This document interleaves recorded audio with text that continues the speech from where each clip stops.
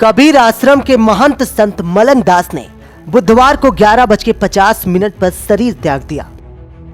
संत मलंग दास के शिष्यों ने कबीर पंथी संत परंपरा के अनुसार सायंकाल लगभग 4:30 बजे आश्रम में उन्हें समाधि प्रदान की।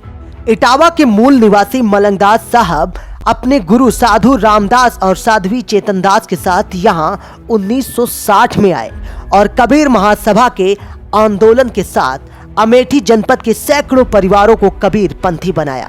अमेठी के लगभग हर गांव में उनके शिष्य हैं। 1987 में उन्होंने यहाँ एक आश्रम स्थापित किया। आश्रम में दलित एवं पिछड़े वर्ग के लोगों को स्वच्छता, सेवा, शिक्षा और सम्यक कर्म के संदेश दिए। आपके शिष्य उत्तर प्रदेश के विभिन्न जिलों के साथ पंजाब, चंडीगढ़, राजस्थान, दिल्ली आदि राज्यों में भी फैले हुए हैं। निर्वाण प्राप्त मलंग दास को गुरु माता साध्वी चेतन दास के बगल समाधि प्रदान की गई। संत मलंग दास जी लगभग 1 महीने से गंभीर रूप से बीमार थे। 100 वर्ष की आयु में उनका शरीरांत हुआ। शिष्य राम मिलन ने जीवन के अंतिम क्षणों तक उनकी सेवा की।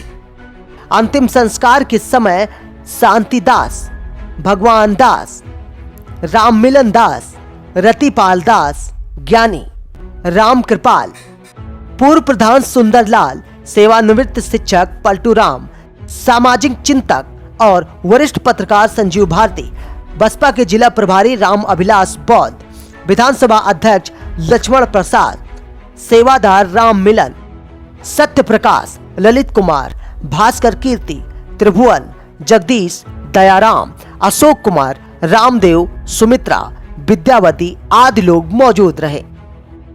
में ये मैं समझता हूँ 1960 हाँ से बाबा जी यहाँ रहते थे। 87 में आश्रम बना है। तो आप लोग यहाँ काफी संख्या में दिख रहे हैं, क्या कारण है? कारण यह है कि मलंग साहब जो हैं वो आज उनका 11:50 पर शरीर का निर्माण हो गया। उनके जितने शिष्य लोग थे सब लोग यहाँ आकर के उनके अंतिम संस्कार में यहाँ उपस्थित हुए हैं। अच्छा, बाबा मलंग दास जी यहाँ कब आए? बाबा मलंग दास जी 1960 में आए।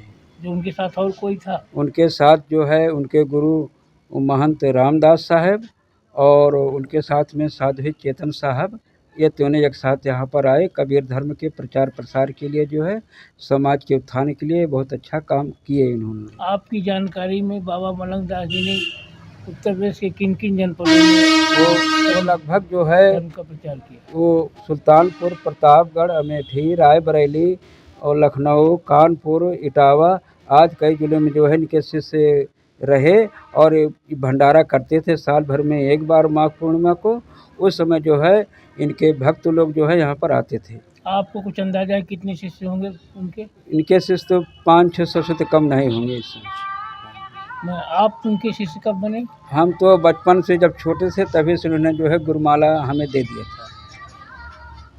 अच्छा, बाबा जी की सेवा अंतिम समय तक अंतिम समय तक सेवा जो है सभी शिष्य करते रहे, लेकिन बीच में कुछ समस्या आ गई और फिर और लोग जुड़ते रहे, सब लोग मिलकर के इनकी सेवा किए। उनका जो विचार थे, उनकी जो मान्यताएं थी, उनका जो संदेश था, उसको आप लोग कैसे आगे बढ़ाए? आगे बढ़ाना है, राम मिलन मौके पर है, इन्हीं के द्वारा बढ़ेगा। अंतिम संस्कार इन्होंने सेवा में लखनऊ ले गए, दवा दरमस कराए, सब बच्चे सहित अपने परिवार सहित दवा कराए और 1 महीना से ज़्यादा सीरियस है।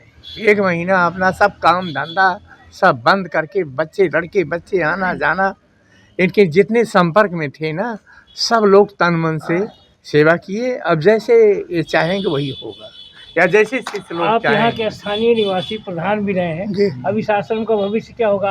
इस आश्रम का भविष्य जो है हम आप सब बैठ करके, कुछ आप समझे कि कबीर पंथी लोग बैठ करके उसका निर्णय करेंगे कि यहाँ पर आप समझे कि इस आश्रम की देख रेख कौन करेगा, यहाँ का शिष्य कौन होगा।